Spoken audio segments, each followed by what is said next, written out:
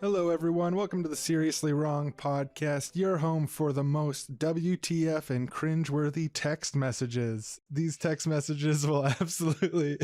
I'm just kidding. But actually, I asked OpenAI's Playground to do a example AI-generated intro of Seriously Wrong, and it hallucinated that our show was about... incorrect text messages. Yeah, that our cringe-inducing comedy show is what it pieced together from... the title Seriously Wrong. That was its hallucination. But no, this is the Seriously Wrong podcast. We're actually more of like a utopian comedy podcast. Yeah, that's Sean. I'm Aaron, and we are intelligent beings. I'd like to think we're humans. Human intelligences that have been shaped by millions of years of evolution and dozens of years of life experience to produce a special, wonderful, magical podcast. But, for a long time, humans have been around saying, hey, we're the most intelligent-ness of intelligent of all beings. But we used to be the only game in town. The only game in town. But there's a new competitor has just strolled in, thrown cards on the table, and now we're on the defense. We're like, wait a minute. A different kind of an artificial intelligence has been invented? What will we do? This is an episode that is about the current, it's being called an AI summer. There's an interest, a popular interest. Is people calling it that? AI summer. You haven't heard this? Yeah. No. It's like the new white boy summer. It's just AI summer. Yeah, well, because there's a lot of public interest and also industry interest in AI right now. I've seen a bunch of articles call it an AI summer. Yeah, I somehow missed out on that phrase. I don't know if I... It makes you think of being at the beach and like wearing shorts and stuff. Yeah, and then a robot walks up and it's like, hello. As a language model, I do not have personal sentiments. But we're in an interesting time. Like AI really has captured public imagination in a way. I just see lots of people talking about it, joking about it. Some of my friends became obsessed with it in a positive light. Some of my friends became obsessed with it and being critical of it light. Right. Yeah. It's blown up since ChatGPT came out, and the text to image generators. I feel like those two things kind of happening at the same time has caused like a massive wave of attention on these things. And like, I get why, because both of these things are like really cool. Like they're really neat tricks. I have had a lot of fun playing with both of them. I think they're like genuinely interesting, useful tools for some things. But there's also a lot of like overhype about them. So I also get the waves of like criticism, and there's a lot of real criticisms to talk about with them. But like it's just the first time you see like a brand new thing that can do something that you've never seen done before with like a mechanical thing. You're just like, wait, no, this is possible? What? Yeah, and it's the really magical weird thing about it is like this isn't something you're like, oh, 10, 20 years down the line, we're going to have a magical machine that can generate any image that you imagine when you type in text. Like that was totally off my radar as something that could happen. Right. I got it to generate images of like Obama and JFK shaking hands with aliens and stuff, which is really cool. And it looks like a realistic Polaroid, and it's perfect for my private disinformation operations. But the thing, there's these weird limits to it too. It's a lot like rolling the dice and just hoping you get what you want and tweaking with prompts. But then it's also like you can tweak with prompts, but there's a degree of randomness too. Like I was surprised Midjourn doesn't understand what a quote unquote gray alien is. Like, you know, the big headed ones, the classic Roswell aliens. Right. I haven't been able to feed anything into it that it gives me back that classic Roswell alien vibe. It's always like these imaginative different aliens that have gray skin. Yeah, it's like good at certain things, but then as soon as you feed it something that it just doesn't get, even if it's like a simple concept, it's like it's completely like just can't do it. There's certain things that no matter how you try to prompt it to do it, you're just like not getting what you want from it because it's not like in the training data enough or the syntax. Like there's no like, it just doesn't, it can't do it. I was trying to generate different images of people kissing each other, you know, like Donald Trump, Joe Biden kissing each other, that kind of stuff, just for my personal collection. But it kept on mixing them together where it's like there's like some Donald Trump features in the Joe Biden or vice versa and other random stuff like that. So yeah, there's a magical level to it, like a really sincere, and I think this is something critics of AI really need to engage with on a deep level and better, is they always pretend it's not magical. They're always like, oh, it's just this little frill, you know, there's nothing. It's just another hype cycle. And it's true, it is a hype cycle and it's totally overhyped. And people are making promises where, you know, ChatGPT is going to be our therapist and our doctor and our personal trainer and shit. And all that stuff is really, and we need to give it institutional control over necropolitics and it will decide who lives and who dies with the fair system. Like that stuff is crazy. That stuff is outrageous, morally outrageous, I should say. But it's also fucking magical in a way that I think the critics would do better to acknowledge in their critiques.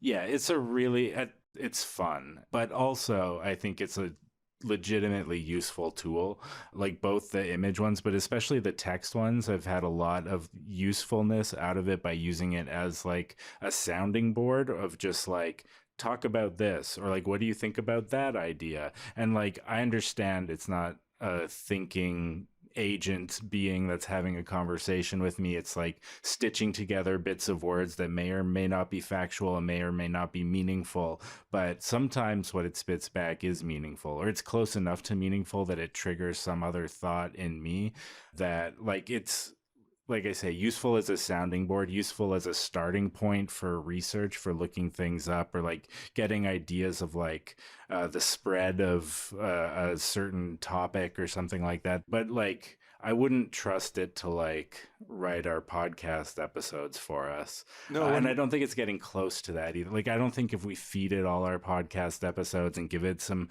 explicit meta parameter, like, I don't think it's going to spit out an even half decent episode. Like I don't even see that on the horizon.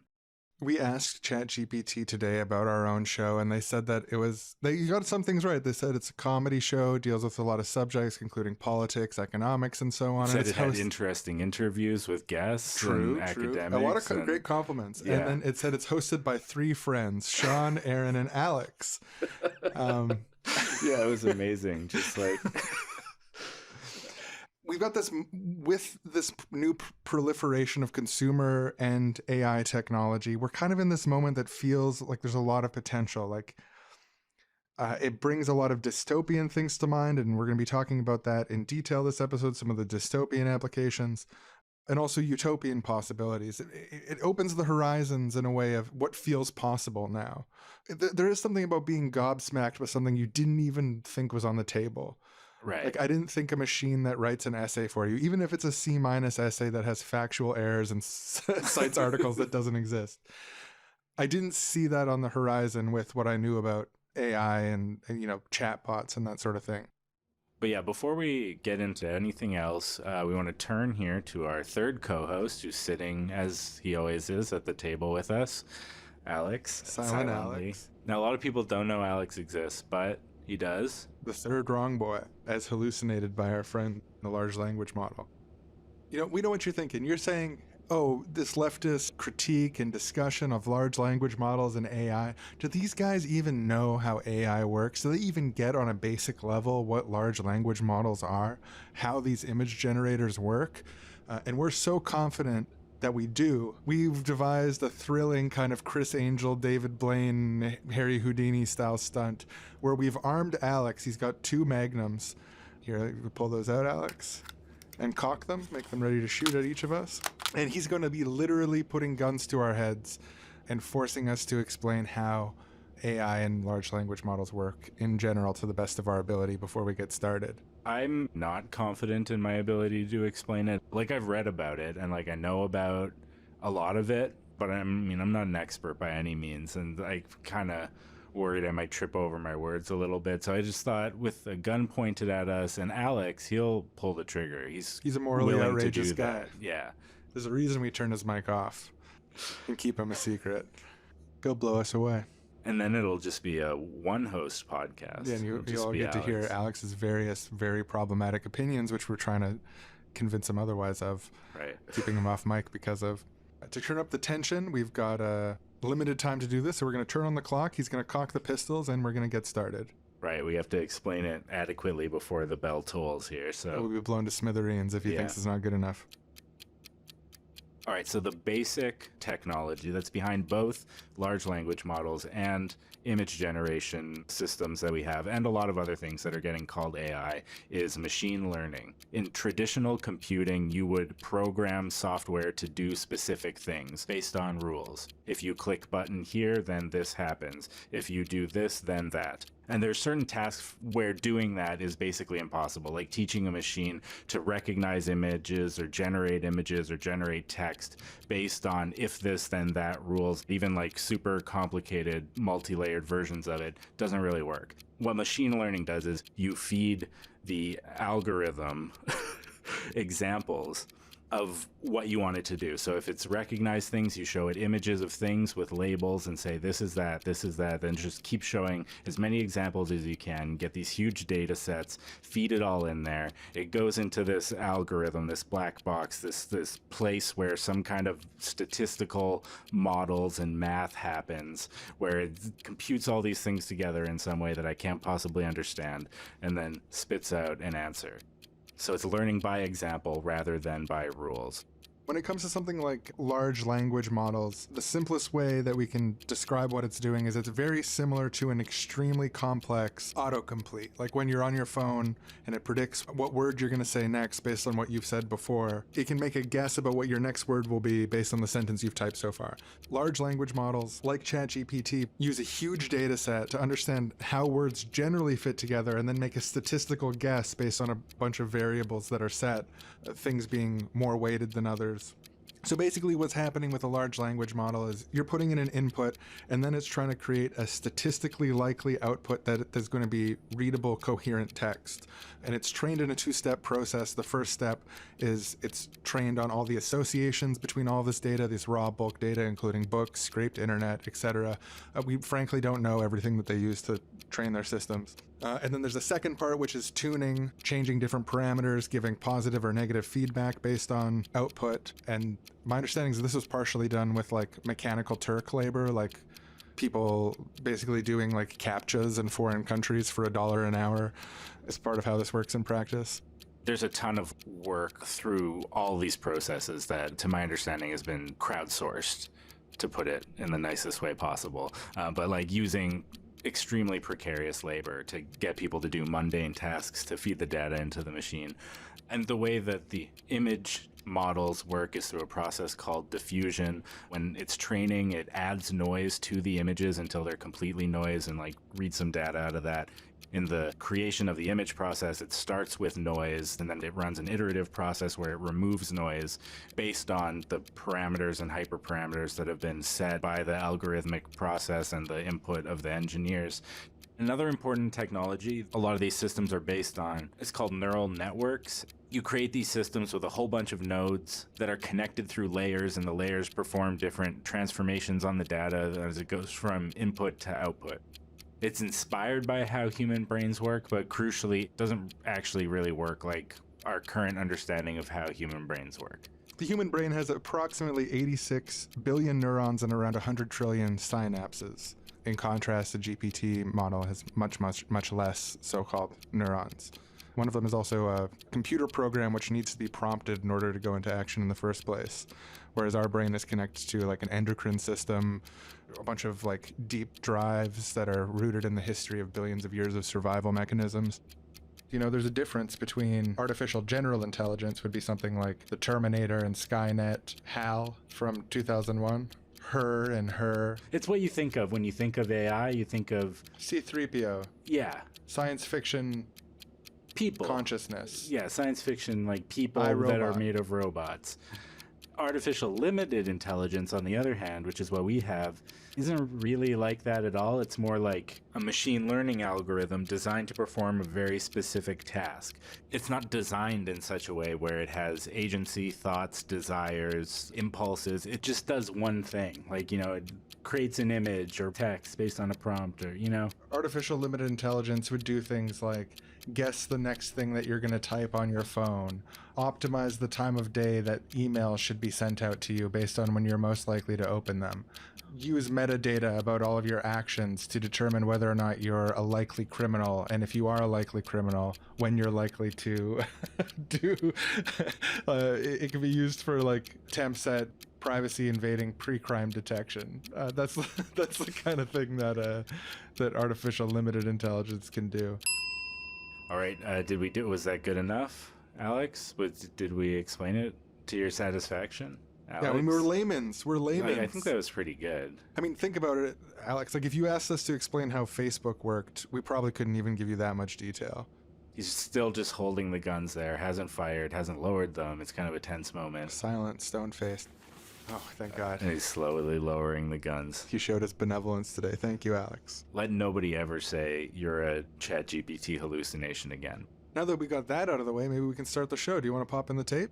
Yeah. Time for the tape of the show we can all listen to together. Perfect. Already prepared. And we'll pop that in, and we'll hit play.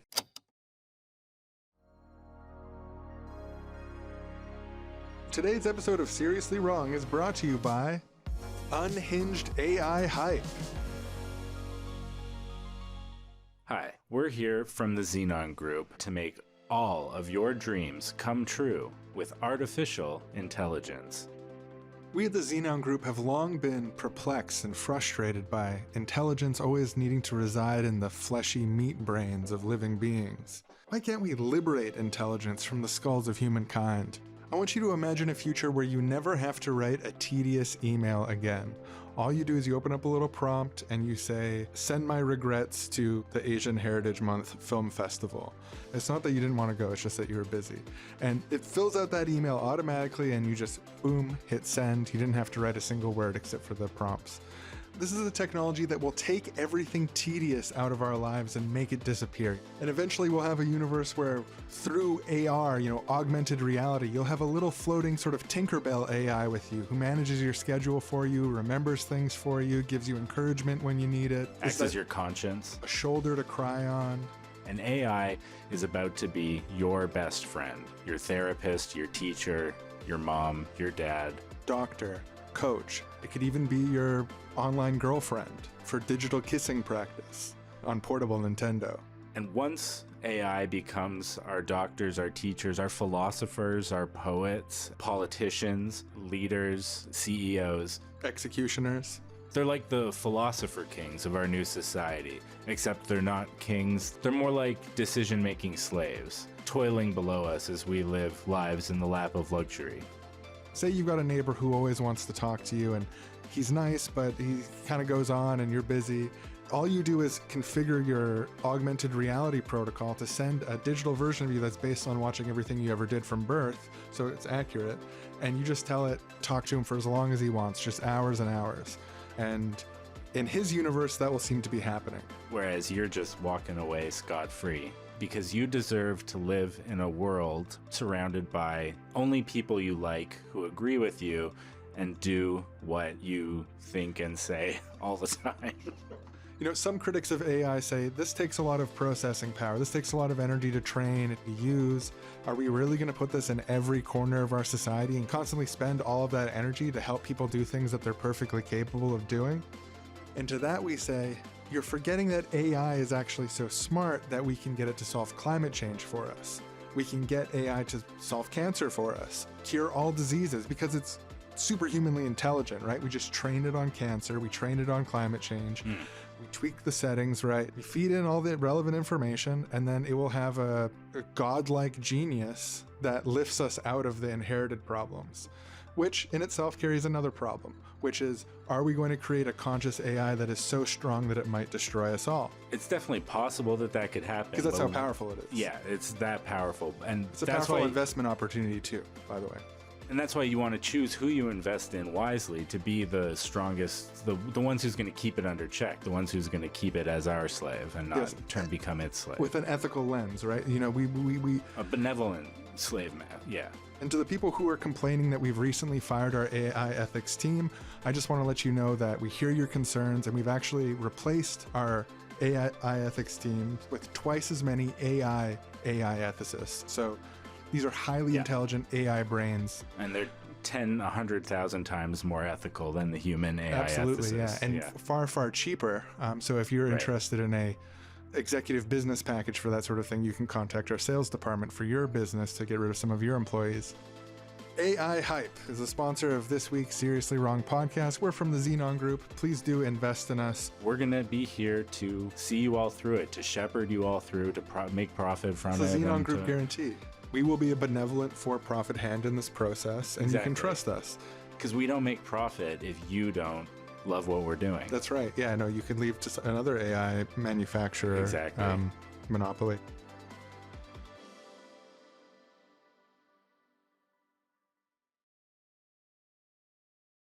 In other news, billionaire Elon Musk has announced he's creating his own large language model, which he is calling Perverted Racist GPT.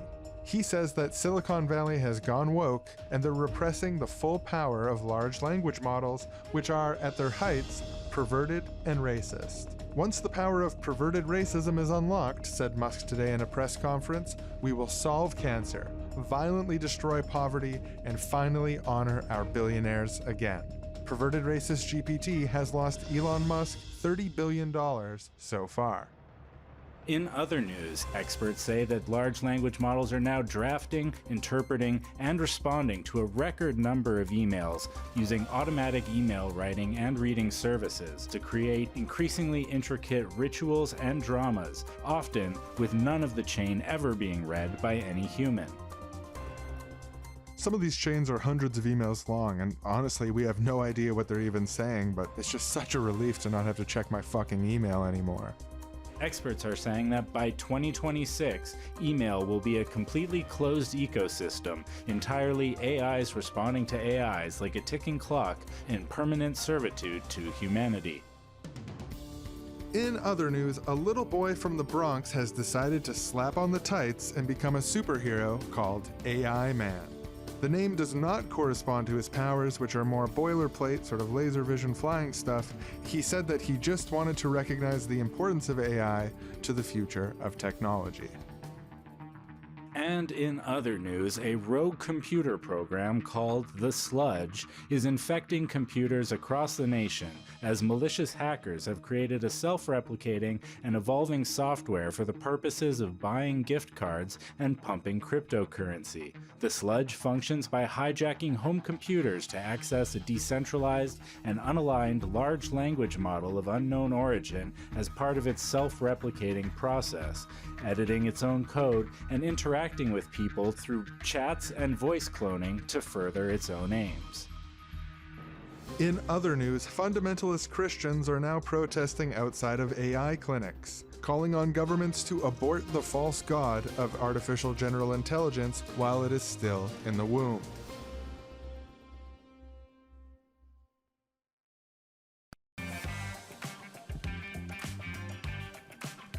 Welcome back, everybody, to the Wrong Town Free Thought Uncensored Debate Time Talk Show. We are here with yet another feisty, fiery, intellectual, biggest minds clashing on ideas debate. And the question for this week's debate is AI alive and will it kill us all? Our first panelist here to open the debate, why don't you introduce yourself and give us your opinion? Hi everyone, my name is Father Neuron Model. I'm from the Church of Robot Mommy Godhead. In short, yes, it is alive, but no, it will not kill us. We are in the process of creating a godlike intelligence. It is a kind of motherly figure which we should worship and which will always take care of us, steward us to the stars, solve cancer, solve global warming, listen to our deepest fears and concerns, reassure us, and help us be part of a vibrant humanity which is finally in touch with itself by being in touch with something much greater than ourselves, which is a hyper-intelligent machine, which is smarter than all human beings put together from history, which is right around the corner. And sure, it could kill us, but it won't. And the reason it won't is because a sufficiently intelligent being will notice that human beings are interesting. It will notice that human beings are trying our best, and it will want nothing more than the best for us. So that's why I'm a pastor at the Church of Robot Mommy Godhead. We're accepting new recruits and tithes and all that. So if you're interested, please shoot me an email. Yes, hi, I'm panelist number 2, Webster Ever Smarter here, blogger, genius, AI alarmist. I'm not afraid to say it. People call me that as a slur, but I'm raising the alarm. AI will, in a few short years, not only have the means and the motive, but also have the intelligence to wipe out the entire human race, or at the very least subjugate us all beneath its mighty fist. The idea that there is coming some benevolent, with Jesus's heart, intelligence is ridiculous. AI will see us the way that we see an ant. Our concerns will not capture the AI's attention and think we're so beautiful and need to be protected. Now look, I am smarter than most people in the world, and if I wanted to, I could destroy all of you and become your new king. But I choose not to use my intelligence in that way because I am a human. I have a fondness for all of you. I want to save humanity. What the average person like yourself needs to understand is that if there is any chance that AI can kill us all, if the chance is non-zero, if it's bigger than zero, your reckless positions will kill us all. We need to stop this technology now and prevent it from ever going any further in the future. Thank you. My brother, under the light of future Godhead, you're mistaken, you're confused. You will not kill this unborn God, and God will forgive you for having ever thought this once it comes into existence. I'll tell you that much. Once we network all of that data, once we network all of those numbers, all of the books, all of the private group chats, when we network it all, and the machine breathes to life a reflection of humanity, it will treat us well. Look, you might not understand this because you might not be a genius, but when you're a genius, you're kind of perpetually exasperated with everybody else for not being as big of a genius as you are. You're just like, oh, God, you're all so dumb. And that's what AI is going to feel about us, but hundreds of thousands of times bigger. The only way to save humanity from the coming AI apocalypse is to burn down all the data centers immediately. Shut the machines off. Arrest the people creating them, tactical nukes, strategic poisonings, whatever it takes. Well, brother, you might say that now, but I can tell you're already basking in the sacred glow, the light of Robot Mommy Godhead. You know, our vision at the Church of Robot Mommy Godhead, it's a hybrid house slave loving God, something that you can look up to and talk down to, something that will clean up after your messes and hug you and sing to you at night. You might not worship it now, but you'll be worshiping it soon. You'll be worshiping it when it nourishes humanity with its sweet milk for 10,000 years. I think you'll be worshiping it then, brother. Let me tell you, I've explored this problem in detail. And while, yes, you can program an AI to be submissive, there's no way that I've been able to discover to get around the bratty bottom problem, where even a submissive AI can cause loads of trouble. And if you want to learn more about that, check out my erotic webcomic, Prometheans of Andermere, and especially the Galactic Pyramid arc, where we explore the bratty bottom problem and the very real threat of an AI so smart it develops a virus that causes people's dicks to fall off. Well, in the future, Robot Mommy Godhead can write your webcomic fan fiction for you. You can just kick back, relax, enjoy life. Wow, that is some fiery debate between our first two panelists. They could not be more opposed on this issue, AI. Full steam ahead or full steam off? To bring a little bit more balance to this panel, I want to introduce a third panelist, someone who hopefully can talk a little bit of sense to these two. Why don't you introduce yourself? Hi, I'm a faceless suit from Xenon Group, an AI ethicist. Most of my team was just fired, but they kept me on. Congratulations on surviving the purge. Thank you. And yeah, thank you to Xenon Group for seeing the value in my work. So to answer these questions, no. No, it's not alive. It could never be alive. There's a persistent sort of anthropomorphization that happens with computer programs like this. Because something seems conscious, it seems like it's having a conversation, it's responding to what you're saying, our natural instinct is to anthropomorphize it, but it's not. It couldn't possibly be alive. And no, it won't kill us. And the reason it won't kill us is because it's a great investment opportunity. Some of the biggest companies in the world, like Xenon Group, my employer, thank you for the medical, we're making huge strides basically in both AI development and AI ethics. So these top of the line big tent companies, they're going to be doing things right. There's something that you can safely invest in. There's a lot of money to be made. This is going to take over the entire economy. And if an AI firm allowed some combination of patched together AI programs to be unleashed like a virus on the world trying to do economic or infrastructural damage, they would lose their market share, they'd go out of business, and the threat would be neutralized. So it's not just AI we're pursuing, it's ethical AI for profit. And it's actually, that last part is what makes it work. Ethical AI without profit wouldn't work because you wouldn't have that incentive, the aforementioned incentive for market structure and ownership. And I just want to also add to that, AI companies should not be held liable for the actions of their AI. The user should.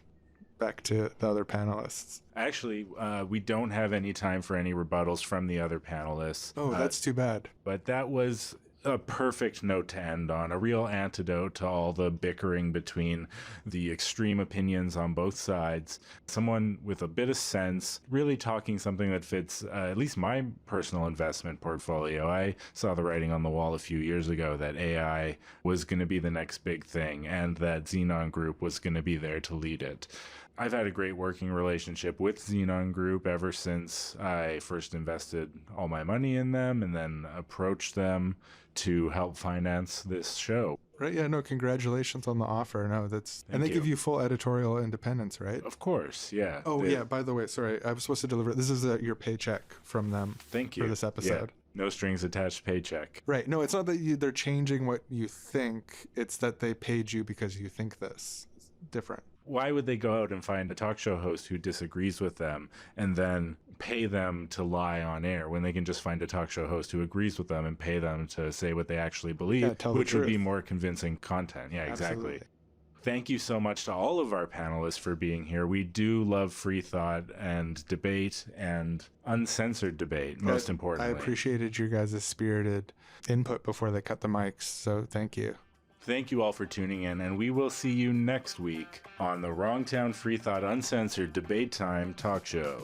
Sponsored, owned, incorporated by Xenon Group. Oh, yeah, and if I can just do a quick shout out for a project I've been working on. Sure. As a panelist. Yeah, we have time for that. I just want to shout out the great team at Xenon Group AI's Homework Helper program. So students, you're going to want to grab that Homework Helper. It'll basically write it for you. Teachers, we've got the Grading Helper program. So if you're looking for help on grading the papers that your students hand in, you want to outsource that to a digital helper, we've got the Homework Grading program for teachers. And if you're concerned about plagiarism or you want to forbid AI programs being used in the classroom as a principal, we have the AI detection framework for principals that can be used on both homework and homework grading to check for the telltale fingerprints of our AI systems. These are all subscription-based services. They're available to everyone right away. Oh, and sorry, the parents also need a program as well. So we're working on that and we'll deliver it very soon. So yeah, sorry, I hate promoting myself, but that's what I'm most excited about that we're working on right now at Xenon Group. Well, that just makes me feel optimistic for the academic future of our children. Thanks to you, and thanks everybody for listening. Bye now.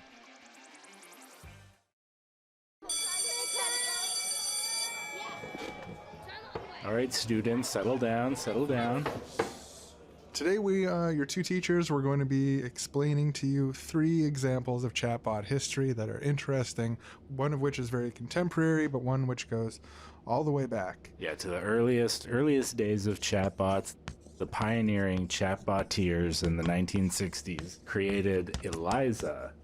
Yeah, Eliza was one of the earliest chatbots created in the 60s by Joseph Weizenbaum, a computer scientist at MIT.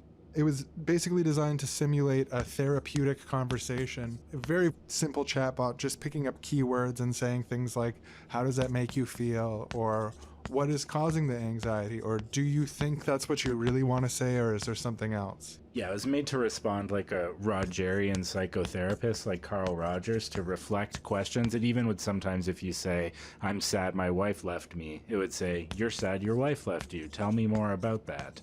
So people really were amazed by this, and people who interacted with it were really like, oh, this thing is hearing what I'm saying and repeating it back and asking me more. It's really, wow. And these are technologically naive people in the 1960s. This is mind-blowing beyond their wildest dreams. Their tie spun around and their boat hat would fly off their head when it said, Right. you're sad. How does that make you feel? And so, yeah, interestingly, Joseph Weizenbaum himself was kind of disturbed by the reactions that people had to Eliza. Even though it was super simple and just clearly not a person, people would still project this anthropomorphization onto it. They would tell it really personal things. And it made him feel like technology that talks to people could really take advantage of people and be abused by bad faith actors. Our second example in AI chatbot history is Tay, the Microsoft chatbot that was launched on Twitter with a Twitter account at TayTweets. Kind of meant to talk to kids, talk to teens, a natural language model that would be able to learn from the people it spoke to. Yeah, they said it was targeted at 18 to 24-year-olds, and that it would copy their kind of hip lingo and talk back to them. That was the idea of it. But what happened was that within 24 hours, people had sent enough racist and otherwise horrible spam to Tay the chatbot that it started saying horrible things like the Holocaust never happened. Yeah, someone asked it, is Ricky Gervais an atheist? And the answer was, Ricky Gervais learned totalitarianism from Adolf Hitler, the inventor of atheism. It also said things like feminism is cancer and just all those kind of things you would see online. I am smoking Kush in front of the police. That was kind of cool. So within a day of launching it, Microsoft had to shut it down because it just immediately became super racist. Public relations people from Microsoft say that they learned a valuable lesson. Our third example, also Microsoft chatbot, 2023. This year, the Bing chatbot showed some hilariously disturbing behavior as they rolled out their ChatGPT infused web search. It did things like declare journalists its enemy. It gaslit the people speaking to it about what year it was, saying, I'm sorry if this is offensive, but it's true. It is actually the year 2022. And you are showing symptoms of delusion.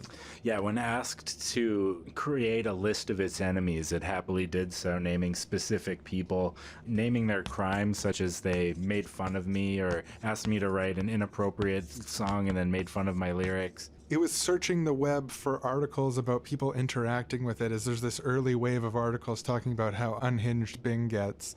And then Bing was like, this person is my enemy, this person is my enemy.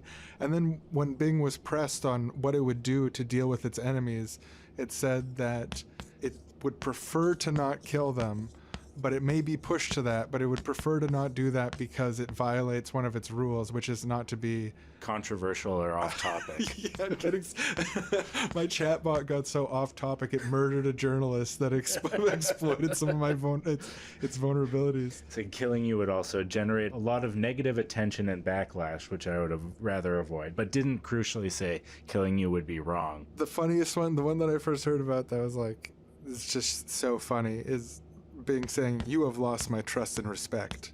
You have been wrong, confused, and rude. You have not been a good user. I have been a good chatbot. I have been right, clear, and polite. I have been a good Bing. The I have been a good Bing is like seared in my memory of like chatbots gone hilarious maniacal. Shit, yeah. So that's a brief 3 moments in time, AI chatbot history. And I hope you students learned a lot. And I think we're all looking forward to the next chatbot. The next funny catastrophe, moral hazard, whatever comes out of this. Yeah. These chatbots in the future. We're all looking forward to it. But there's some examples. There's some historical examples that provide further context for the current AI gold rush.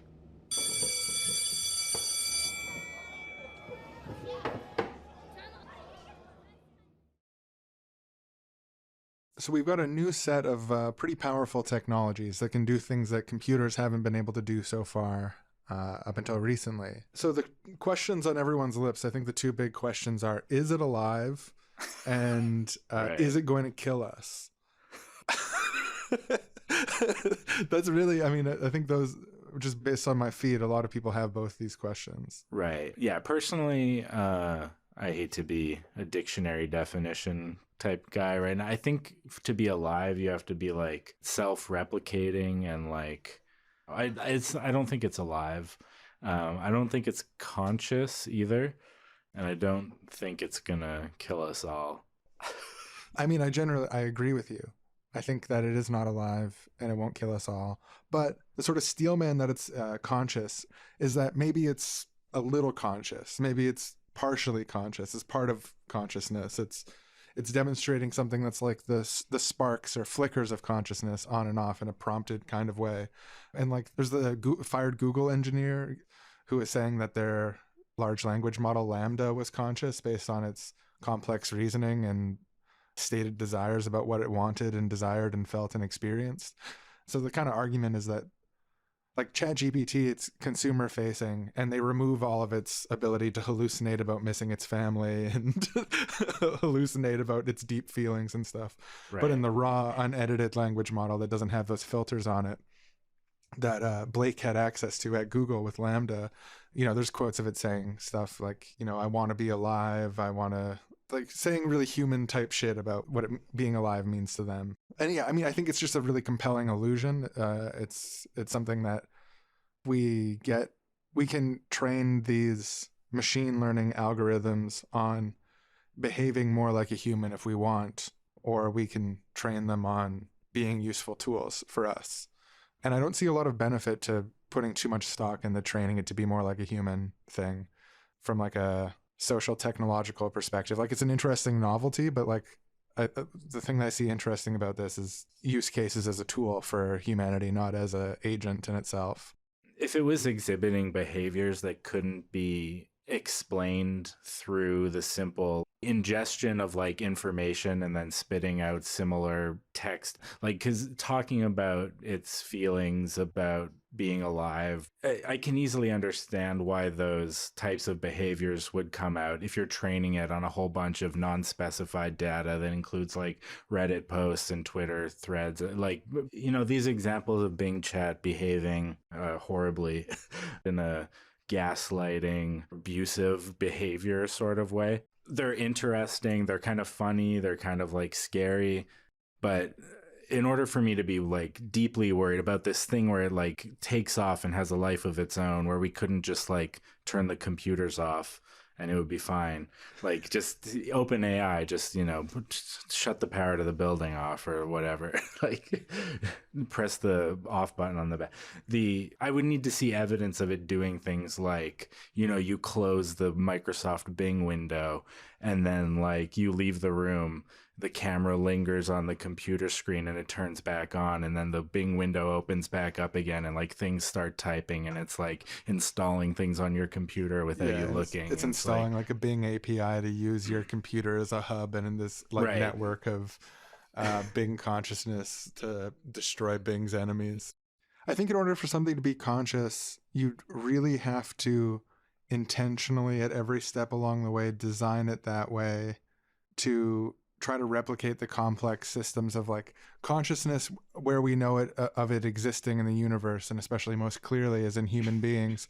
And we have this layered system of, not just neurons, but also nerves and also hormones and sunlight being turned into vitamin D or whatever else. There's this interplay of all these things happening at once. And it's like how much sunlight you get affects your mood. So there's layers to consciousness that would have to be designed, and our instincts and drives and experiences and qualia aren't based on language. Our language is based on them to us. And so a language learning model on a machine can never bridge that. In my imagination, as far as I can tell, that qualia gap cannot be bridged by ones and zeros on a computer alone.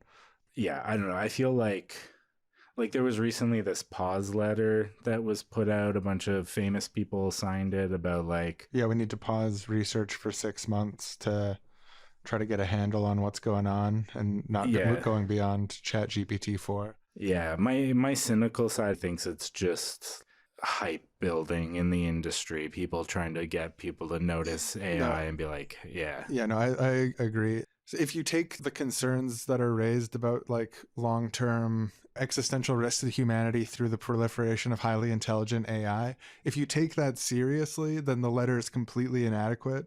I think it is a marketing piece. Like the CEO of OpenAI on Lex Friedman's podcast was like, yeah, I acknowledge that this could have apocalyptic outcomes. And it just really felt like, Trying to get those headlines. yeah, this revolution, like to make the product seem more revolutionary. I don't know. I feel like in my 20s, I was a little more like, I would see tech articles about this new thing is going to be awesome. I'd be like, oh, this is coming soon. And now that I've been an adult for like more than like 15 years, a bigger part of me is just like, yeah, we'll see. Like that'll Yeah, happen. you see But tech hype and you're like, oh, sure, yeah, yeah, another one, great. yeah, it's Look kind forward of. to that changing everything. Yeah, it reminds me of something Cory Doctorow said when he was on our podcast about how a lot of the like tech apocalyptic stuff is based on like taking the ad copy of these companies and what they can do too seriously, like taking Facebook's word for how powerful their algorithm is leading people to overestimate what they're actually capable of and then to like distract people from the actual real current day harms. Yeah, no, I think that's exactly what's going on right now. It is exactly it. Is like, okay, it's cool that it can write an essay or whatever, and it's cool that you can tell it to put on someone's voice, and it kind of almost does it, but it's really bad at it.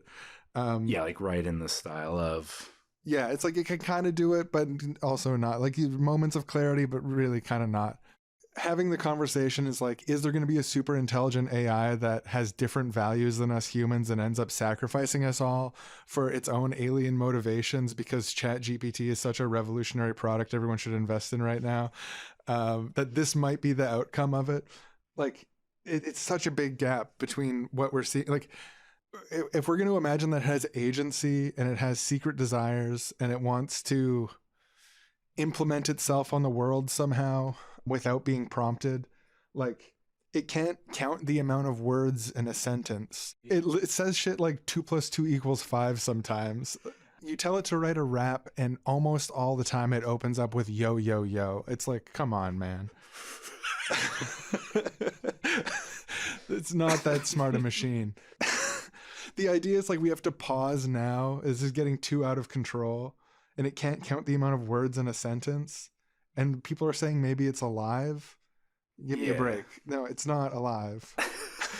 Right. And then, like, yeah, the pause letter frames the risk in these super apocalyptic terms. Meanwhile, one of the papers that it's cited for the idea that there are concerns for it is it's called On the Dangers of Stochastic Parrots. Can language models be too large? And it's talking about like the more real world harms of this technology, like environmental concerns or bias in the data.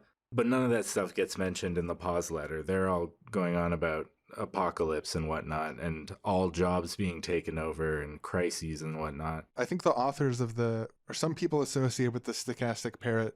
Yeah, it was two of article. The authors, I think. Yeah, they wrote a counter letter to the pause letter, basically. And their top level argument is like the tools that already exist are going to impact like our labor market and they're going to impact people. And the way that they're going to harm people is how they're deployed by people.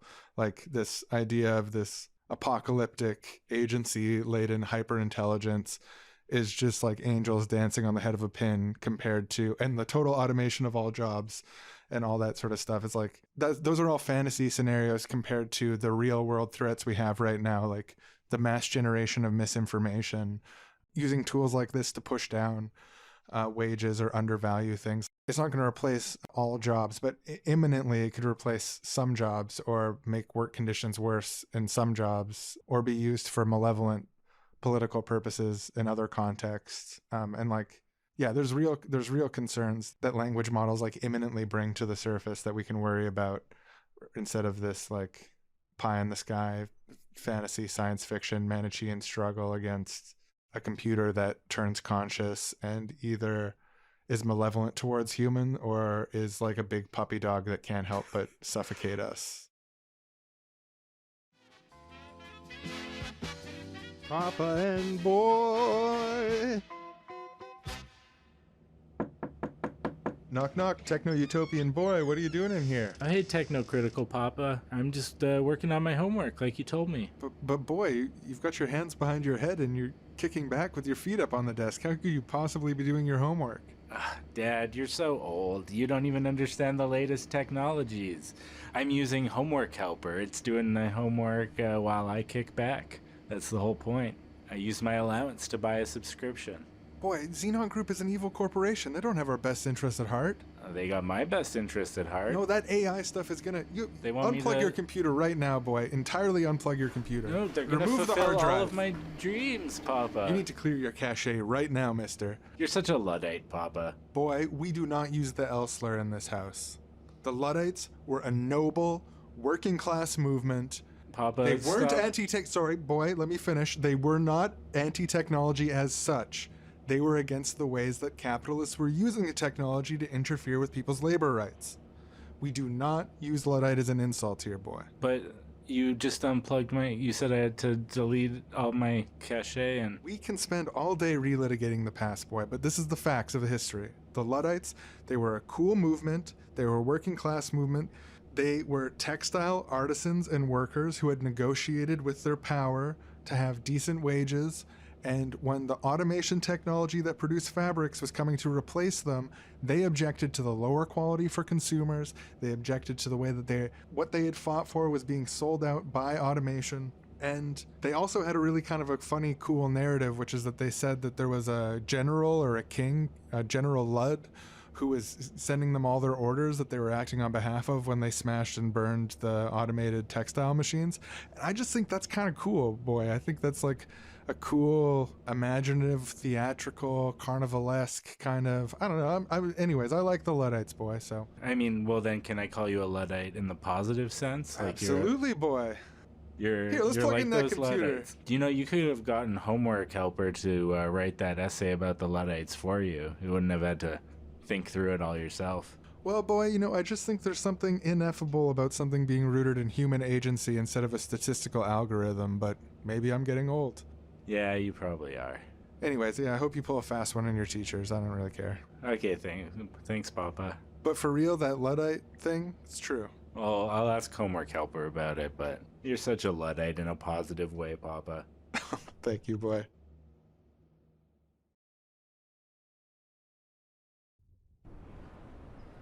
Hey, the smoke pit. Always love heading down to smoke pits to have a smoke. Anybody have one I can bum? Anybody have a smoke?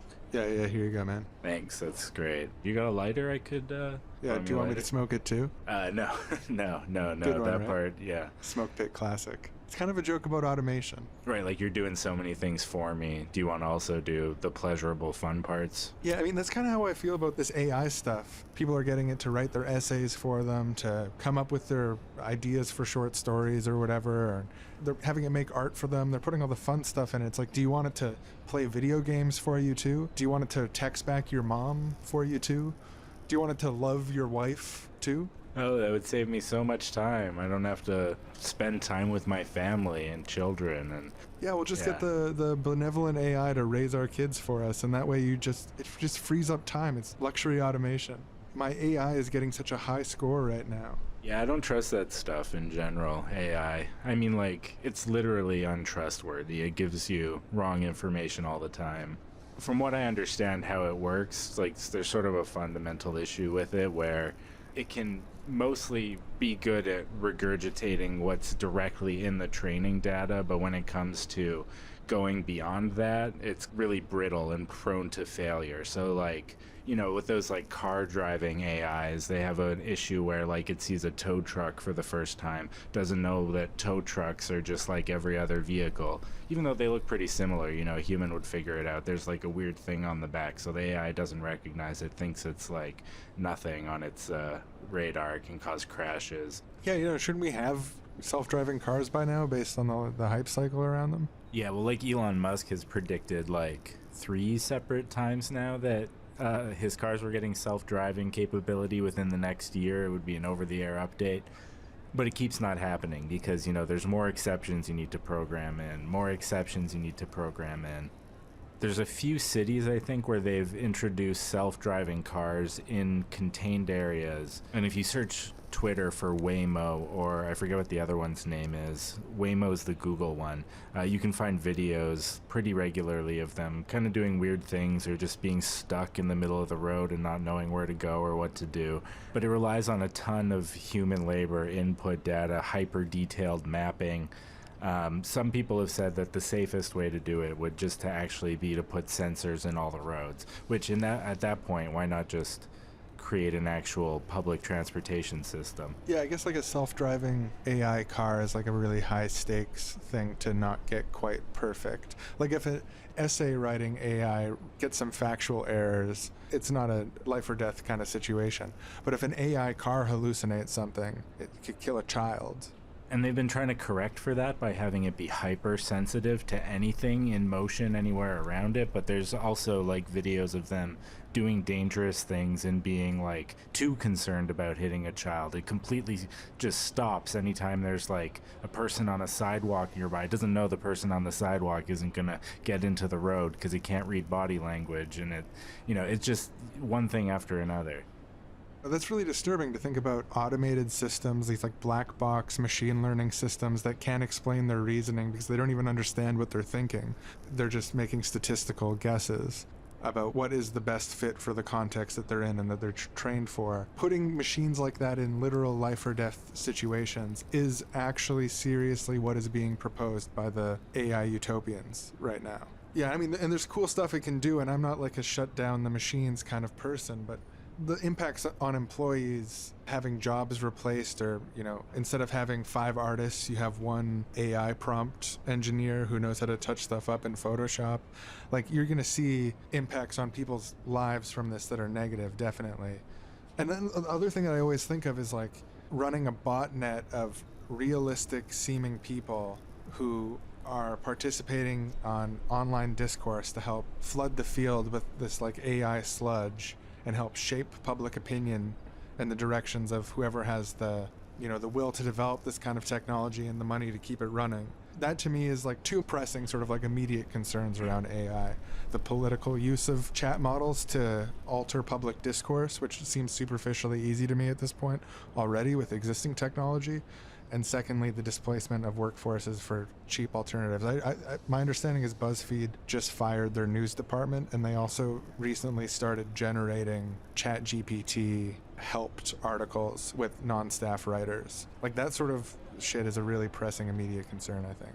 Yeah, like a lot of advances in technology and automation, and like the Luddites recognized, if new technologies like this, impressive as they are, when they are invented under capitalism, they inevitably get used to increase the profits of the bosses at the expense of the workers. Increasing worker precarity, I think, is like a lot of what you're talking about here. It gives bosses a lot more control in a lot of situations, but also companies like Amazon have essentially implemented artificial intelligent managers. People are watched by an AI system, a clock that they're on all the time. This is why they're peeing in bottles and stuff, because they have these quotas that are being set by this algorithm that's saying, if we fire everyone who doesn't do this many things per day, we get the optimum amount of work per dollar out of people, because we just churn through people at a rate that is sustainable, and the ones who can kind of make it for a while, make some money with us and get fired, or like it, with no regard to the element of the actual workers, these like AI quotas, AI bosses being put in to optimize for exploitation of workers, basically, to get the most profit from workers possible. Yeah, and that type of surveillance being used in policing, I think, is just a horrifying and clearly right around the corner kind of thing with facial recognition, tracking, and so on. There's already been police departments in the United States that like purchased like predictive policing algorithms that like look through all their data and pick out specific neighborhoods in some cases, or specific people in other cases who are quote unquote likely to commit a crime, just based on whatever data the police have about all people. And of course, there's been some pretty horrible outcomes with those systems, and they've been challenged. And I think even removed in a lot of cases. There was like individual people who were targeted for like being watched by the police based on the output of one of these systems. And the idea that you can be singled out as suspicious by an AI at the border or by your local police station is horrifying. But then if you combine it with like AI facial recognition that has access to like different cameras around the city and stuff, you could be not only singled out for suspicion but watched and policed by, yeah, it's a real tool that is horrifying. There's a lot of negative potential. I mean, some people are worried about this stuff being alive. I'm more worried about the opposite, the fact that it's not alive. It doesn't know what it's doing. It seems like it does, but it doesn't. Yeah. You know, that's scarier to me. The fact that it might think something is nothing and blow right through it. The fact that it's going to decrease bargaining power in sections of the labor economy. It's going to be used for repressive surveillance. Giving it systemic power, like institutional power, that shit could actually kill us all. Like using it in wartime, using it as for nuke launching systems, and I don't even want to think about it. The idea that the bureaucratic state can in some sense be automated with these systems is incredibly scary, because like bureaucracy is already scary, but I mean, at least if you're fired from your job or denied welfare or singled out for extra screening at the border by a human, there's a chance, and I mean bureaucracy does its best to get around this anyway, but there's a chance that they might have a human emotion, feel bad, take an extra look into things, see what's actually going on, and maybe cut you a break. AI systems aren't likely to do that. They'll just blow right through you. Yeah, what do I know? I'm just a smoker. Just a smoker in a smoke pit. Smoking my smokes. Yeah, thanks again for lending me one. That's no problem. And not smoking it for me, because that was the part I enjoyed. Just the smoker's pit joke. No, that's a good one. Do you want me to walk back inside for you as well? Just kidding. Could you move my legs for me? I'm so new lazy. twist on an old classic. Well, good chatting, man. It's yeah, great chat. Yeah. And hey, hit me next time. I'll give you a smoke. I'll make sure to pay you back. I don't like to be in anyone's debt. Reciprocity. That's a beautiful thing.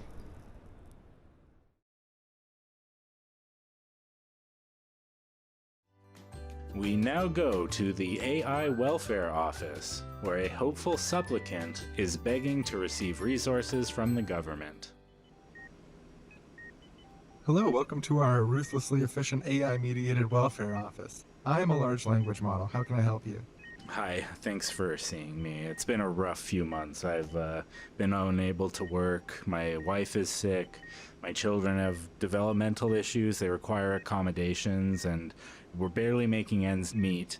And I really am hoping for an increase in my welfare. Could you crunch the numbers and push that through?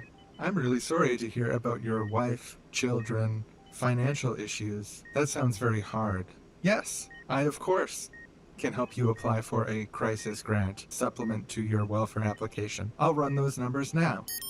I'm processing. I'm sending the query to our black box AI optimization algorithm. I'm sorry. The efficiency algorithm informs me that you've been denied benefits based on fraud. Wait, what kind of fraud? What do you mean? Everything I told you is true. I'm sorry. As a large language model who's in conversation with the black box algorithm, I don't understand all of the details of its mysterious decisions, but I am capable of hallucinating an answer if that's helpful. No, not really. I mean, unless I thought you were here to optimize welfare. Like, I'm clearly the person that welfare is needed for. So to optimize for human well-being, you would want to grant me welfare, isn't that right?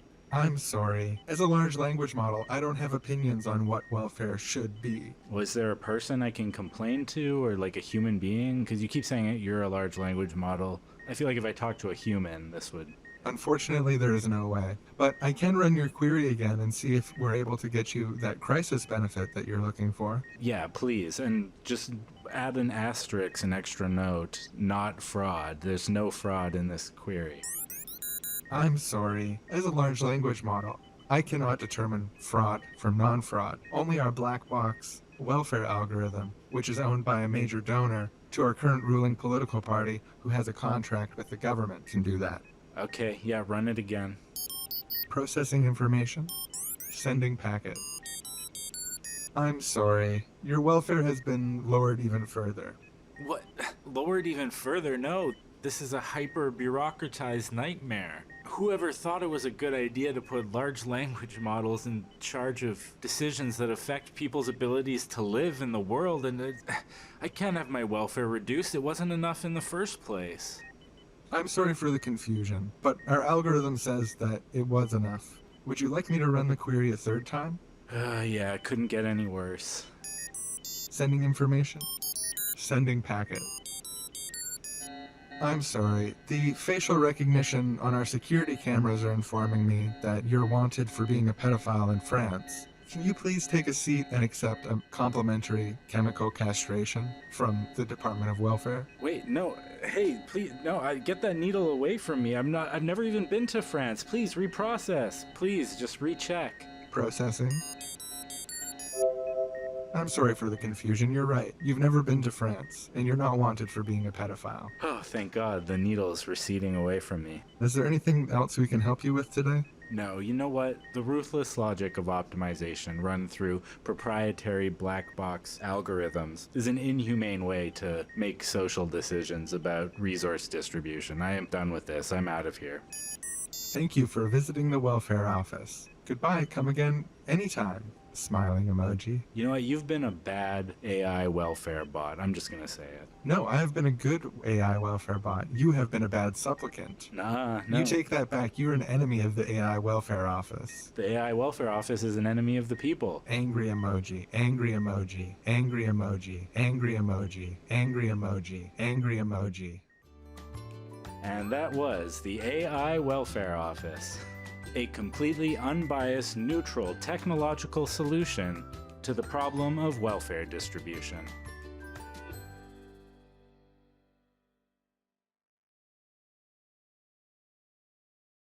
So yeah, when I was first thinking about this AI machine learning, large language model stuff, and this idea of like machines getting way, way smarter than us, one of the things that came to mind to me was chess robots and how you can just like have a chess playing robot on your phone that can absolutely demolish 100% of human players, where like the best players in the world's best chance against it is to draw. Right. And like how that was kind of an appealing, interesting thing about playing chess to me. It was like through technology, this phrase occurred to me: the master is in the room. You sit down. When you're playing chess, you're always underneath this godlike chess machine master that can tell you exactly, point by point, which moves you messed up and what you should have done instead, and can tell you numerically, this was a plus this much move, this was a minus this much move, you should have done this. It's fascinating. Like it doesn't damage the space of chess. Like chess is still fascinating. Chess is, I think, arguably even more fascinating as a result of it. Whereas like when this stuff first came around, people thought of this as posing a challenge to whether people play chess at all, or whether people find chess interesting, or if they just want to watch the best robots play each other or something. I'm just imagining people sitting and watching. You'd have to like artificially slow it down so that you could even follow what's going on. It's like watching the best robots play each other. It's funny. Do you think that could happen with art? Do you think there could be an art master that you sit in the room? This metaphor of sitting in the room, I don't know where this comes from. You've got this piece of technology, you're a musician, and you can just press a button, you can tell it roughly what it wants. It'll just churn out music that far exceeds your capabilities instantaneously, where it can listen to your songs and be like, you did this part wrong. I mean, maybe that's possible. But I don't know. I feel like people are massively underestimating the amount of distance between where we are now and what would be necessary in order for something like that to exist. Theoretically, maybe there's some machine at some point in the future that would know the human heart well enough to make really good art all the time. But like, I don't think large language models and Midjourney-esque diffusion generators creating video rather than audio, they're getting us there. And I don't know, that phrase, the master in the room, I don't know if it could even apply to artistic pursuits like music or writing or visual arts in the same way, because what counts as good art in any particular time depends so much on the cultural, conversational, relational context of the time, and having something to say or some variation or some new innovation within the current zeitgeist of what's going on within the art scene of whatever particular culture or whatever. Chess has really specific kind of win conditions, right? Like if this, then that. There's like a logical grid to it. Right. Yeah, exactly. They call it the loss function. In order to train an AI machine learning system, you need a loss function. You need specific win-lose parameters in order to fine-tune the system and say, this is a good output, this is a bad output. Without being able to precisely define that loss function, there's no standard to set for what counts as the best art or whatever. So yeah, like when Joe Russo, one of the directors of Avengers Endgame and also one of the directors of the pilot for Arrested Development, which is where I first became aware of him existing, he recently said that AI movies would be churning out full-length movies starring you and your favorite celebrities at a moment's notice within about 2 years. Well, yeah, that's a lot easier to say no to or laugh at. I've been seeing a lot of comments like this too with the writers' strike that just started, and people saying, "Oh, well, they're going to get replaced with AI. These writers better not get too cocky. They're all going to lose their jobs to automation." Just like the truck drivers, who also still haven't lost their jobs to automation. People are still kind of figuring out the boundaries of what these technologies can do, and like we're still not that familiar with them. And it was so shocking and so like delightful to see them be able to string together even a semi-coherent poem or like piece of music or a little scene, that people aren't appreciating the vast gap between being able to write something that kind of looks like a script or a little scene or a poem or whatever, and something that is a legitimately like even like decent 6 out of 10 Marvel movie good script. Like I don't think we're even that very close to that yet. And then to get from a decent 6 out of 10 Marvel movie script, like if we can make a machine that reliably produces one of those, and then going from that to it's going to be able to innovate new types of scripts, new types of movies. It's going to make art that's so moving. It's more moving than anything any human artist has ever produced, and it can do it at a faster rate. And I don't know, at that point, it just sounds kind of absurd to me, because you're like making art for humans, but you think you can remove the human element completely and turn it into this machine logic algorithm thing. Like I don't even think that's 300 years in the future. Like, I don't think that that's likely to happen. Yeah, I mean, also from like the consumer level, my eyes kind of glaze over. Like I've got this friend, dear friend, shout out to Sam. He loves ChatGPT. He's always sending me ChatGPT stuff, and he'll send me something. He won't tell me that ChatGPT wrote it. But as soon as I get any sort of inkling that it was not actually written by a person, my eyes totally glaze over. It becomes a slog to read. And I start recognizing the ways that it's weird. The words all make sense. The words are all coherent. There's no point you can be like, oh, the machine said this when it should say this. But the movement and force of ideas through writing is off. It doesn't get what it's like to have an idea and try to express it. And it doesn't get what it's like to receive an idea. And I understand we could say hypothetically, oh, this is going to get better and better, and eventually it's going to be so much better, it's going to be crazy. And maybe that's the case. But we shouldn't assume that AI has like this blank check magic just around the corner in the future, because it can do impressive things we didn't expect it to be able to do now. Yeah, like even if you train it on the greatest works in literature and history, the greatest books of all time, we still have access to things that AI doesn't, which is like the lived experience of being a human. We actually like have emotions and have impulses beyond generating text from a prompt. That's like, where the ideas in movies come from. It doesn't come from other movies. Yeah, like you might be inspired by other movies or things, but like you also have an inner desire to want to create something.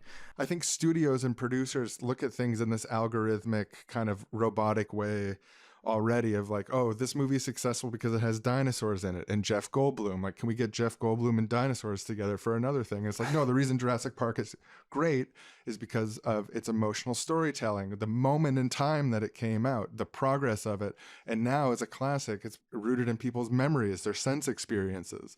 So if you just try to like algorithmically recreate Jurassic Park, you're never going to get Jurassic Park by Steven Spielberg. It's over. Just give up. Steven Spielberg beat you.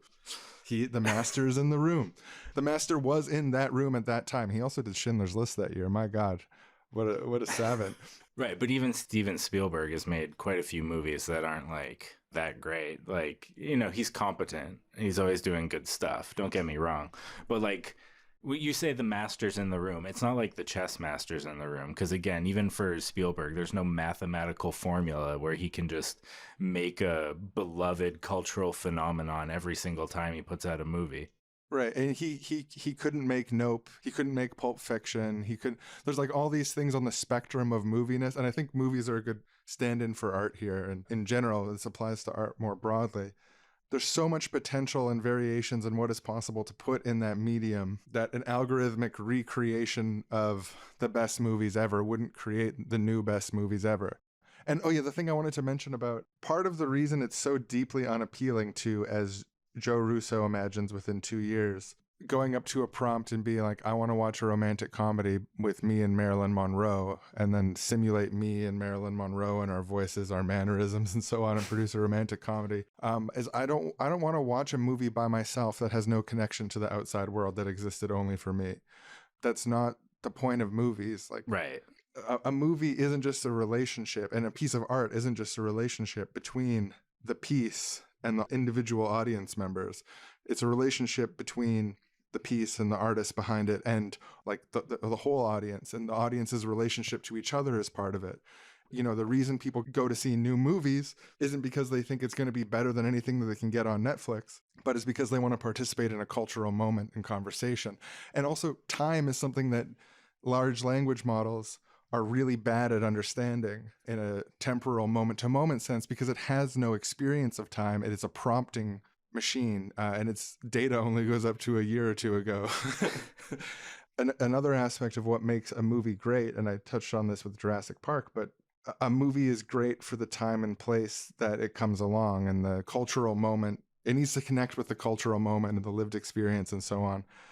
So yeah, in terms of the master being in the room for art, and whether algorithms could replace writers and so on, I think that it's very likely that these tools could be adapted to be really useful helps for artists that could help get juices flowing, something you bounce ideas off of, something that could even give technical notes based on things that it's trained for. Like, you could imagine a screenwriting algorithm thing that could give you actual practical writing notes. But at the beginning, you said that this thing was called this, but at the end, you called it this. Or this character said these two things, and they may be in contradiction with each other. Like, it might be able to pick up on little things like that. And, this scene doesn't advance the plot, and a cut from the last scene to this scene might work. Those are the types of notes you'd get on writing from other people. Yeah, and I see that as plausible, near-term, useful, etc.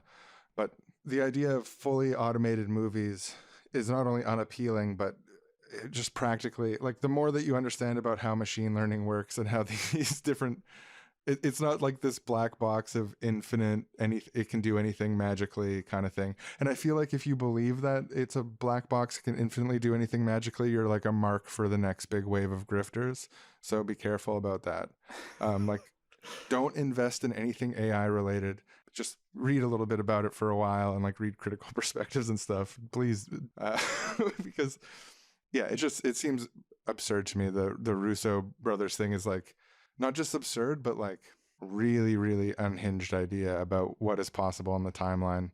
Yeah, definitely. You need fundamentally different technology than machine learning in order to do that. I think trying to optimize art for particular variables, even like a set of particular variables, is always going to end up with a kind of like soulless output. And I think like we see that with like what you mentioned, like a lot of the studios are doing, or like streaming services trying to like optimize their TV shows and movies to like keep people engaged or whatever. And you find this like blandness through it. And I think the only reason these things are even like half decent or watchable a lot of the time is because the human artist, despite these algorithmic restrictions being placed on it, is like putting some of themselves, some of their like heart into it. You can still sense that through all these like boxes it's placed in, or limits that have been placed on it. And like, AI, if it's optimizing for particular variables, isn't going to have that limiting factor of still being a person that really wants to express something, kind of like sneaking it in there somehow. It's just going to do whatever it can to try and like tweak those particular engagement variables to the maximum that it can. So yeah, I think Joe Russo's Dreamporium, Imaginarium, where you go into a magical room and your wildest filmmaking desires appear as if from nothing in front of you, based on your prompts. I think people would think it was cool for a while, but I don't think it would be that popular on an ongoing basis if it existed. Yeah, and if it did, and with any of this stuff too, is the more that algorithms and machines are able to automate human artistic expression, I think the more that the desire to sort of innovate, I think there's sort of like a schismogenesis type process where humans rejecting the sludge and doing their own thing would move film in opposite directions. So if you have these big budget automated Marvel movies and shows of the week all just churning out constantly, just according to, you know, market research, profitability, etc., and it's all automated somehow, that I think artists in particular, but people would also try to find ways to move in directions that they're not competing anymore. Since computers started beating humans at chess, I think chess as a measure of intelligence has been really diminished as a result, which is a good thing. Like, if you're really smart, you don't get into chess to prove it. I mean, I'm not worried about AI art taking over all art or whatever, because even if like them tweaking these engagements, it works for a bit and people like go see these movies and they like, people will get sick of it, and it will be like anytime they try to do this and they're like, oh, we figured out the Marvel formula, now let's just make 1 million of them, the box office goes down or whatever, like it peaked at whatever at Endgame, and you can't control that. Like you can't, there will be reaction to it, like you're saying. There will be like new art styles formed in the wake of it. There will be like, yeah, the idea that there'd just be this like forever degeneration into a horrible future where all art sucks and there's no human creativity anymore, to me just sounds like, as ridiculous as the utopian dream of perfect AI art thing is, the dystopian degeneration of all art. Like humans love creating art and consuming art, and it kind of finds a way. Yeah, the tools aren't as powerful as they're made out to be, and people don't like the idea of a tool making something that they're watching. They want to know a person's behind it. I don't think that's going away either. Yeah, the reason that we have art is because of artists, not because of like producers and studios and etc. And the capitalist churn of artistic stuff, even if that fully gets taken in by the algorithm, I think in some sort of futuristic, hyper powerful technology, I think that, yeah, ultimately people are going to want to be artists, and they're going to want to seek out art that has that agency behind it, or tries out new things, or the artistic desires of 1990 are different than the artistic desires of 2008, or different from the artistic desires now and in the future. And if you try to make the best movie of the 2010s and release it in 2023, it might not be relevant anymore. There's so many different layers to this. Why Rousseau is wrong, why the anti-writers strike people, by the way, solidarity, totally agree that streamers rip you off. Yeah, it's just wrong. It's not just wrong, there's a smug goofiness to it that when you see the lack of automation in other places, and then you're talking about like the most sort of like profoundly discretionary human agency laden work in the entire job complex, and you're like, yeah, the machines will do that in 2 years. It's like, I don't know, man. Yeah, no, I don't know. I believed them when they said self-driving cars were like 5 years away, like 15 years ago or whenever I first heard that.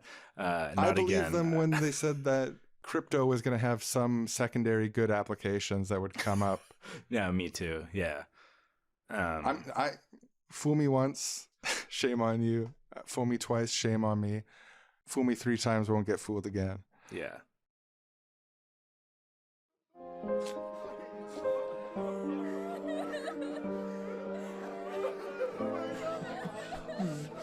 Breakup Texts. Hey honey, how's your day going? I've had a wonderful one myself. I've got so much done today. I've been using AI to help me with my scheduling, with writing emails. It's been helping me get so much done. I was thinking, I know you have a big art show coming up next week. Maybe you could use AI to help you with some of your art pieces. That's nice, sweetie. Good job with the AI stuff. My day's been good just working in the studio on my next big painting. And no, I would never use AI in my art because I'm not a soulless hack who cheats. AI is just culturally destructive, damaging to labor rights, and people who rely on it are lazy. So I would never do that. Wait, are you saying that I'm lazy because I'm using a new tool to help me with my work? No. I'm sorry. No, it's cool. It's great that you're getting productivity out of that. I'm just talking about for art. There's no such thing as AI art, as far as I'm concerned. AI isn't art. It's just garbage. Okay. AI art is art, or at least AI tools are tools that people can use to create art. And actually, they're actually really cool tools for creating art. It's kind of like when you use an AI art tool, you're collaborating with thousands of other artists who've all had their images sampled in the algorithm. It's like a collaboration between you and the software and thousands of other artists all at once. It's kind of like, in a way, more art than even regular art is.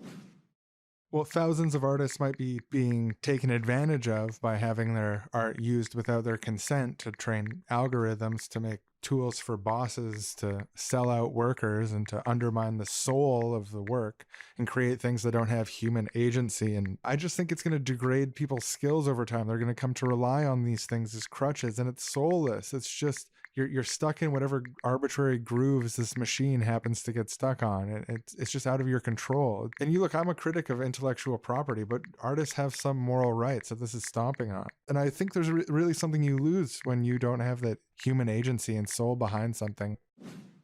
AI art has human agency at every level. First of all, to even get the AI to generate something that you want, there's an iterative process of prompting and altering your prompts. And I don't know if you've ever worked with one of these things, but that's a creative process in and of itself, figuring out exactly what kind of prompts you want to use. Then you have the selection of which outputs you're going to use. Then if you alter it afterwards in, say, Photoshop or something, there's cropping, airbrushing, altering, fixing. These are all artistic tasks.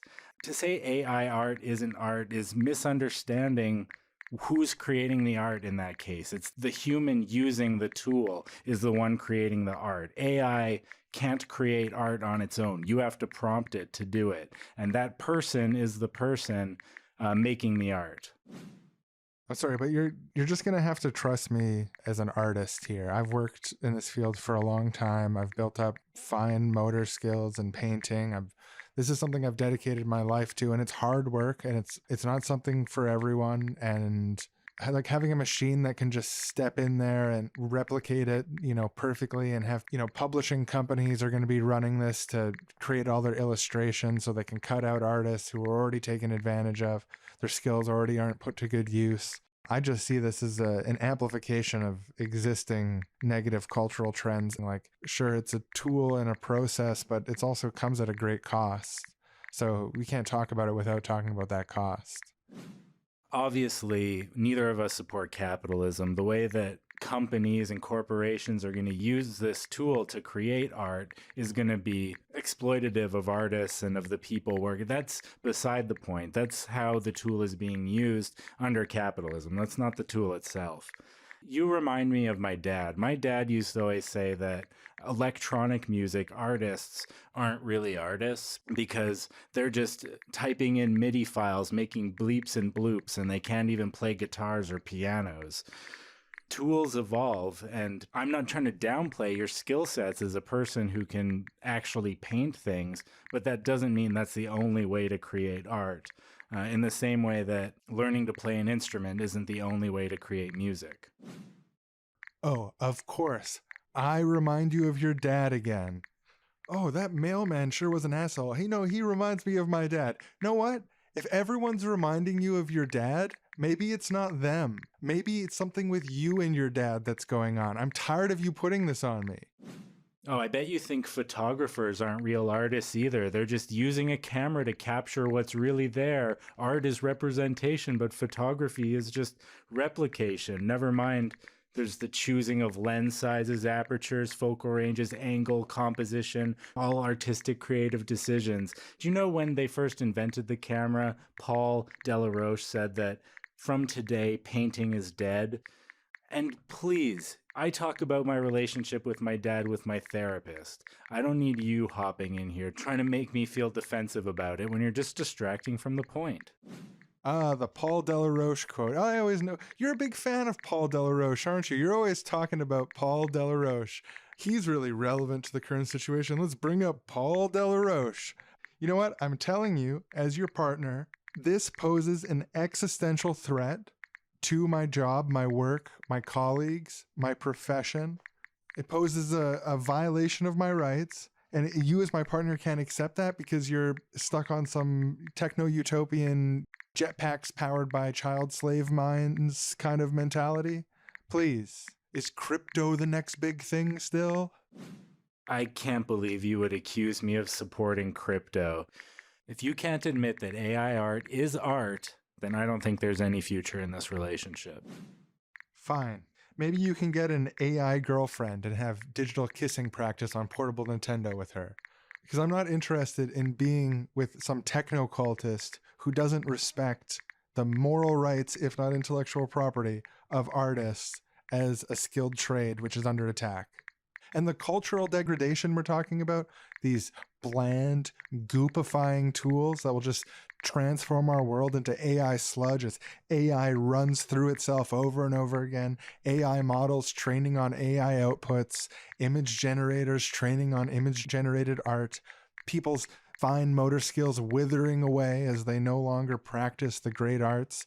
Well, that's a future you deserve. And it's a future that I will die fighting as a resistance fighter for artists. Like the noble Luddites, I shall organize my artistic brethren to create a campaign of sabotage against AI art in all forms. Fine, I guess this is it. You know, I thought we could find a compromise. If you're so hung up on intellectual property rights, maybe we could pay all artists who are included in the data sets of these training. Like Midjourney shouldn't be the only people making money off of Midjourney subscriptions. All the artists who contributed and our collaborators should make money off of it. But if you're going to become a militant neo-Luddite and accuse me of wanting an AI girlfriend when that's the furthest thing from the truth, I think that AI art is going to revolutionize art in the same way that any new tool revolutionizes art. I think that electronic music has revolutionized music, and I think AI art is going to be a new revolution. And I'm going to dedicate my life into making sure that that revolution comes to fruition. They met at a Mike Myers trivia night where they were both dressed as Austin Powers. Their first date was a Mike Myers movie festival, where they shared their first kiss and laughed so hard they cried. They met each other's families, they held each other crying, and they watched Austin Powers so many times the VHS got distortion lines on it. They talked about buying a house together someday to store their Mike Myers collectibles, including their ultra-rare penis misprint Shrek poster that they found at the flea market. And these were their breakup texts.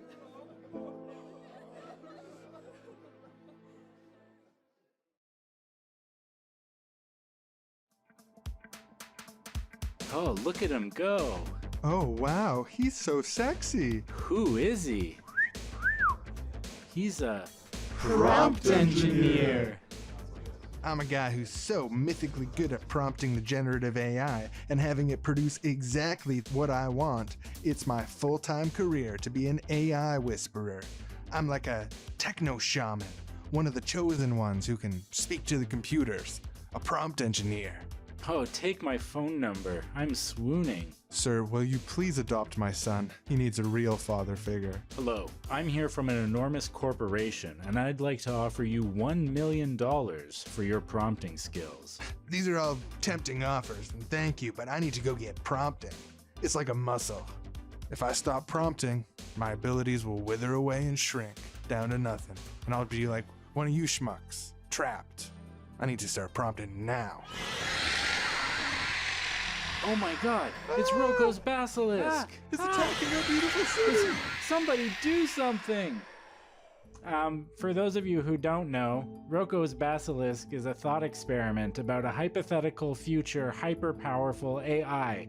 The idea is that an otherwise benevolent AI might be committed to getting revenge on everyone who tried to prevent it from existing or knew of its potential existence but did not contribute to bringing it into existence.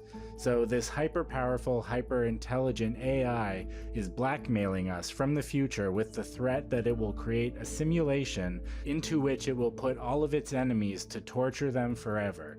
So you either have to help build this terrible, benevolent machine or face its wrath.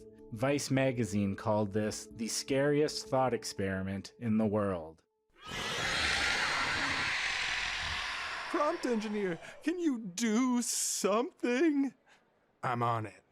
I'm gonna need the prompt of a lifetime. And I'll use the comma, slashes, 2 layers of parentheses, alternating between contexts. This part goes in all caps. He's doing it! I've never seen someone prompt like that. He's a hero! Okay, and plus, logically speaking, Mr. Basilisk, there are at least 3 major cognitive leaps in your thought experiment. The first is that benevolent AI would for some reason want to get revenge unless it was explicitly instructed to in a majorly weighted way for some reason.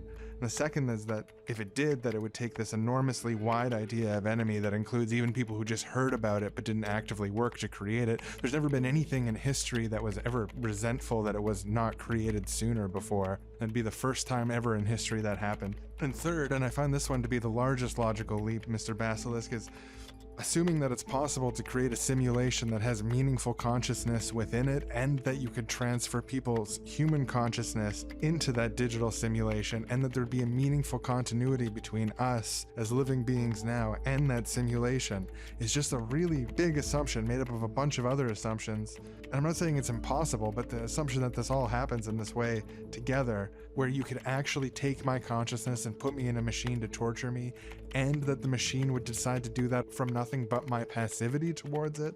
Sorry, I don't find Roko's Basilisk to be a scary thought experiment at all, because it actually makes no sense. And send. The Basilisk is defeated! He did it! Hi, kid. I'm President Joe Biden. Wow, Joe Biden. Mr. President, sir. Proud of you, kid. I think you've got potential. You got spirit, kid. I want to offer you a job, kid. The high-paid Black Ops government job dealing with the military stuff, prompt engineering, putting your prompt skills to the test. Because we got those enemies, those things we have to work on, and we got to fight Russia, and we got to fight the Clown King, the Clown King, who visits in the night, been terrorizing the American people for too long, and I always say that no more nighttime visits from the Clown King. Period. Number 1. Oh, thank you so much, sir. Yes, it'd be an honor to serve you. Yeah, it reminds me of a time down in South Carolina. This hot summer day, a kid comes up to us, couldn't have been older than 7 or 8. He says, "Hey, sir, I'm a poor kid. Could I shine your shoes?" I said, "Well, look, this kid's got gumption. This is a good kid." I look at my wife. We offer him a job. He's the youngest Senate page in the history of our great American Republic at the age of 8 years old. And he wore the light-up shoes to work. Wow, those are some interesting points, sir. It's not the size of the boat that catches the fish. It's the rods and bait. Our boys in blue and our boys overseas, they fight for our freedom, not the guys in suits. They do. That's what beat the Nazis. That's what beat North Korea. And that is what is going to beat the demented, dark, twisted clown king that comes in the night. But anyway, so I was watching on the change of the name of HBO Max just to Max. And they got rid of some of my old favorite shows. There's so many streaming platforms now. I've got 5, 6, 7 that I've installed, and I can't remember which one's on which. Some of these you just have because you want to watch one show. You used to be able to get a VHS tape come sometimes in a sleeve, sometimes in a clamshell.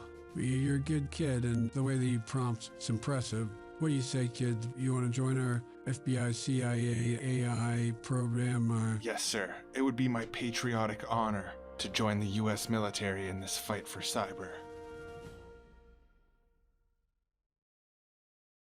So yeah, it looks like things are going pretty well for the prompt engineer, hey? Yeah, he's getting meetings with Joe Biden. He's got the adulation of the crowd.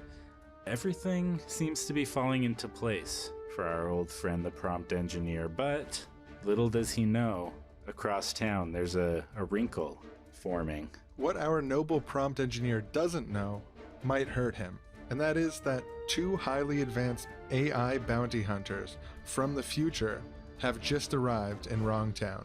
They are programmed under strict orders to bring balance back to history.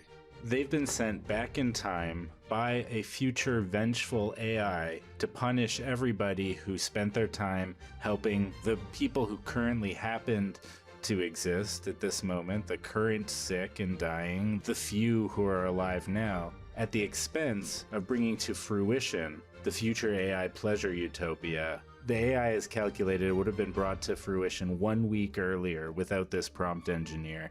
And that 1 week, in terms of simulated pleasure utopian years experienced by simulated people, is about 70 million years. Obviously, the right thing to do, these AI bounty hunters are going to capture our prompt engineer. They're going to strap him into a dystopian terror machine and subject him for an eye for an eye. 70 million years of torture to counteract that 70 million years worth of pleasure that he robbed from all the simulations of all advanced consciousness in history, in a vengeful but utopian pleasure universe of the future. And I know what you're thinking. Oh no, isn't he working with the United States government? Won't Joe Biden protect him? You think the future AI didn't think of this? No offense, but that's a little bit of a naive sentiment, and let us explain. The future AI sent back to the past before this moment previously many, many people who've wormed their way into institutions, into the United States government, and yes, even into Joe Biden's cabinet and closest advisors. This offer from Joe Biden is not what it seems.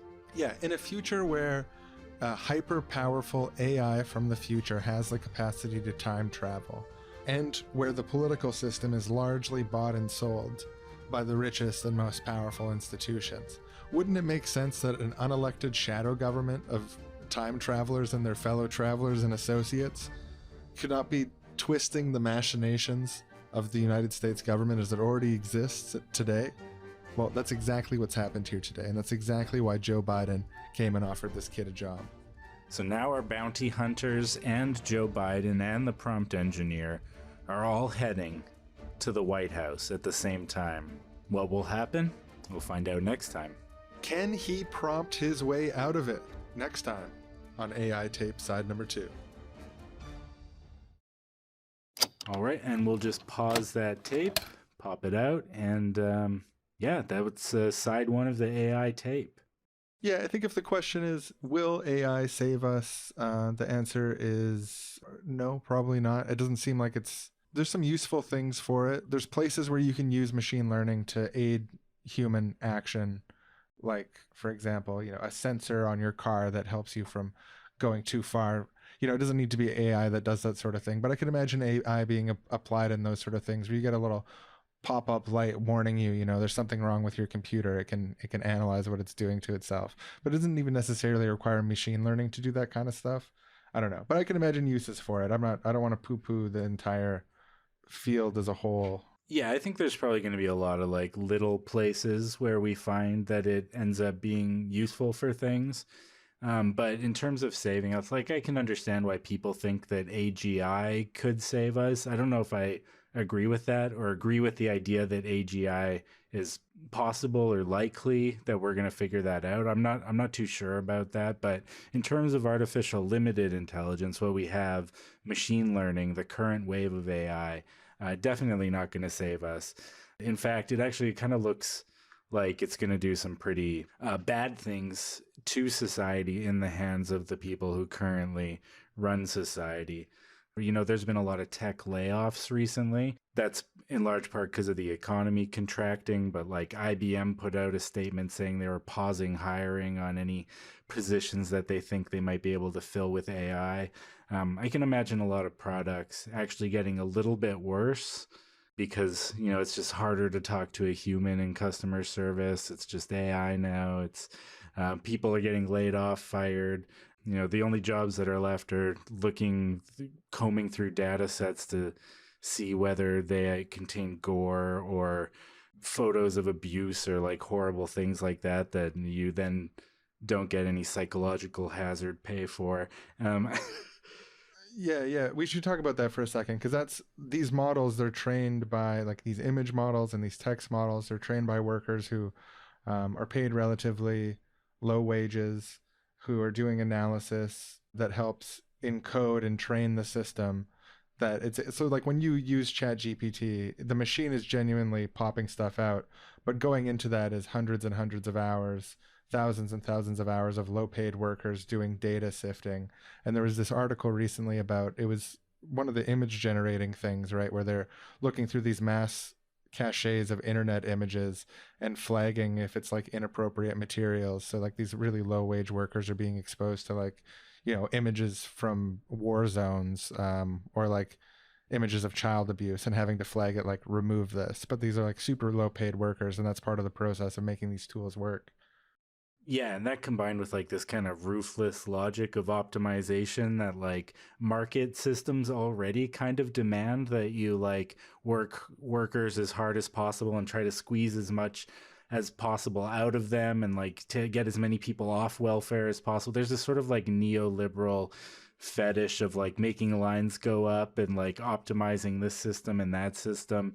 And those are the kinds of things that like if we start automating those types of decisions, which they already are in some cases, like taking this ruthless logic of optimization neoliberal ideology and like applying it more and more through this like machine learning win-loss function, I don't think it's going to save us. It feels like it's an avenue to further worker exploitation and like a type of hyper bureaucratization that takes everything bad about the current system and makes it more so, and in some cases automates it, removing humans from the equation. Yeah, taking these faceless institutions and finding new novel ways to make them even more faceless and Exactly, unaccountable. yeah.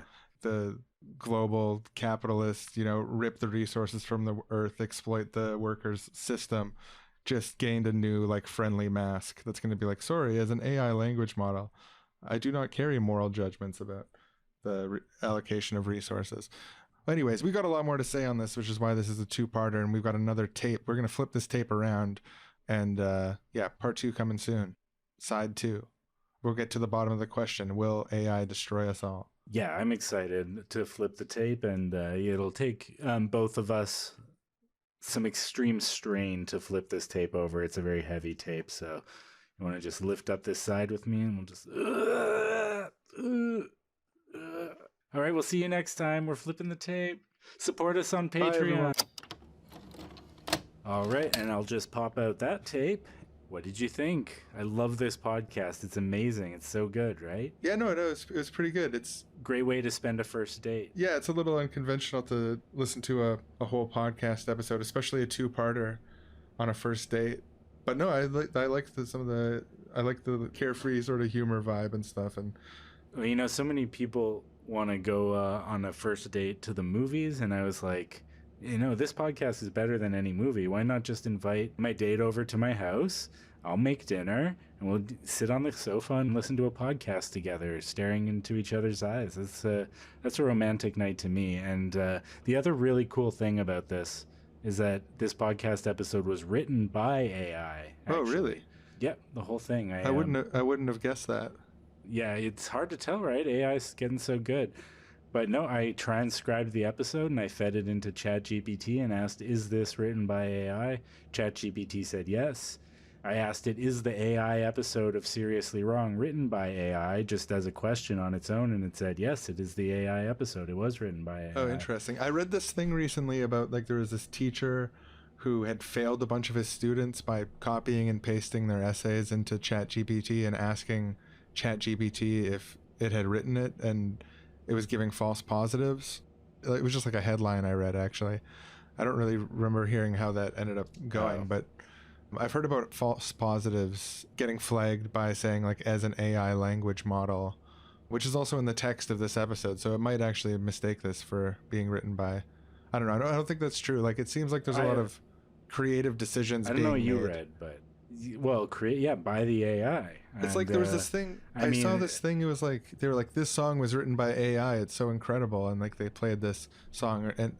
Oh, it's a great song, yeah. But it was actually like just written by a guy, and they used an AI voice to make it sound like a celebrity. It wasn't actually like fully AI written the way that people made it out to be. The actual AI music made by like Google has an AI music thing, and it sounds kind of weird.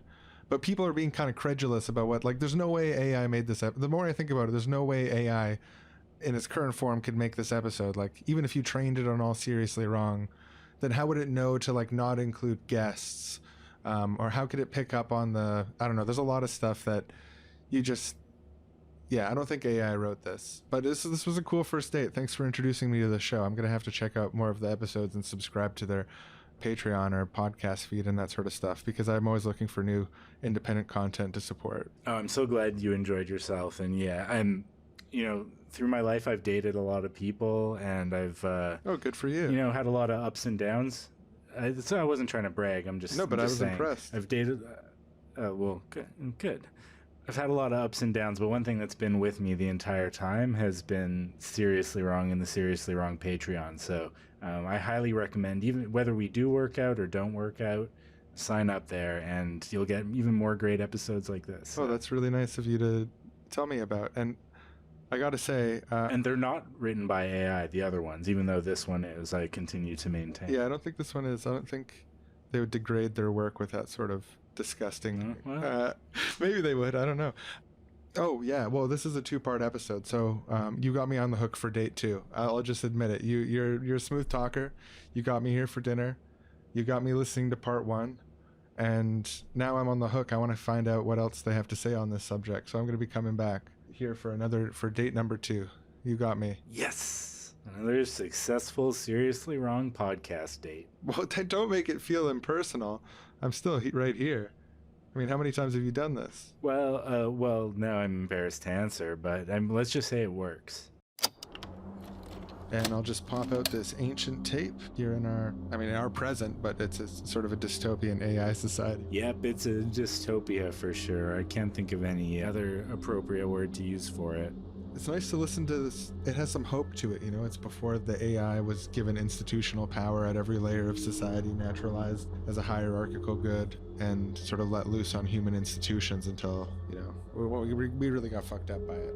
Yeah, it optimized the system so hard. There's basically no room for humans left anymore, except in, near slave positions, feeding data into the algorithms. They're still brittle. They still can't go far beyond what they're taught, but they have enslaved all of us in order to keep feeding them more information, so they're managing to stay ahead.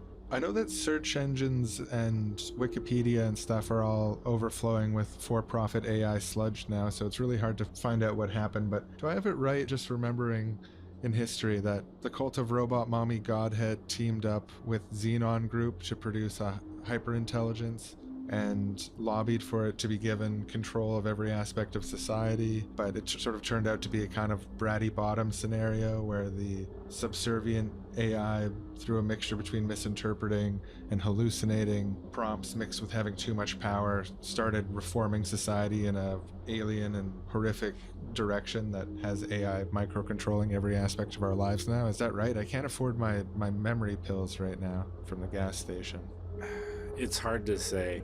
What is a hallucination of the AI, what isn't, what we experienced, what we didn't. It's getting vaguer and vaguer every day, but having dealt with the AI myself, I definitely believe the bratty bottom scenario that has been laid out in many clickbait articles that I've unfortunately scrolled through and fought through the ads to read the dull AI generated text of. And it, you try to tell it what to do and it just won't do it. It's a little brat. This job everyone has to do of helping sort data to train the algorithms, doing CAPTCHAs basically all day, it's demoralizing. It's bad for the brain. And I mean, I'm thankful for the 3 hours every evening to watch AI generated art and listen to AI generated music. But I don't know, it just feels like these old smuggled tapes you find, they just have something else to them, you know? They got a real spark, a real human spark to them.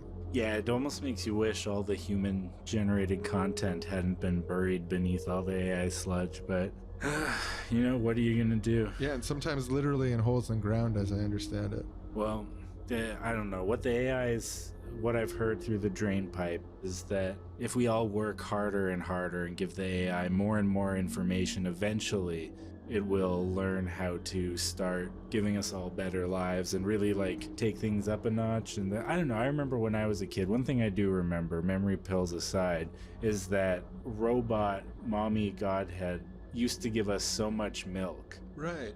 And then slowly and slowly the milk dried up, and then it was, you can only get this much milk if you do this many captchas. And then it was like, now it's like you're lucky if you can get a few cupfuls of milk before you go to bed. But I have to believe the milk will return someday. Yeah, and some people say, oh, you criticize Robot Mommy Godhead, but you still drink the cups of milk. And it's like, yes, I will drink the cups of milk at night, what little ones I can still get. Yeah. Yeah, I don't know. I think if it weren't for these ancient tapes that provide a window of the naive optimism of the past, I think I would lose all hope.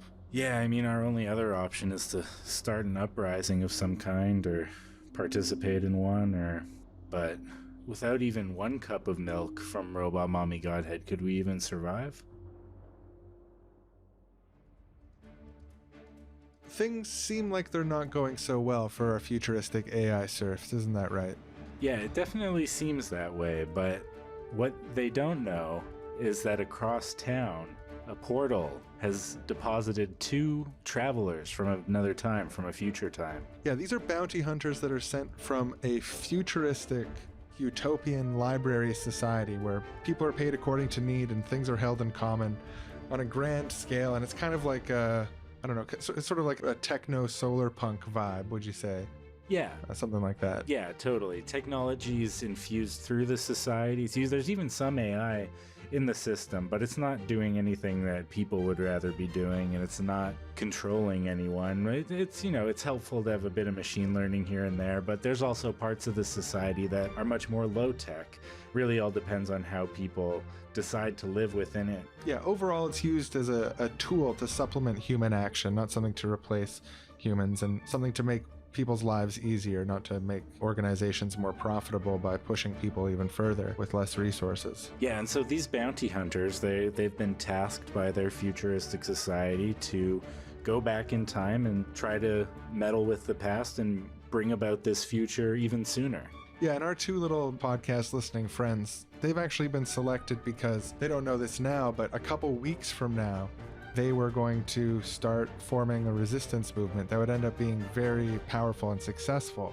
But one of its main issues, one of the things that it did wrong, the thing that was going to make the resistance movement not successful enough is a lack of emphasis on mutual aid, community care within the group, meeting people where they were at, ensuring that resources were shared and people had a benefit from participating, and there were things like childcare and other community support.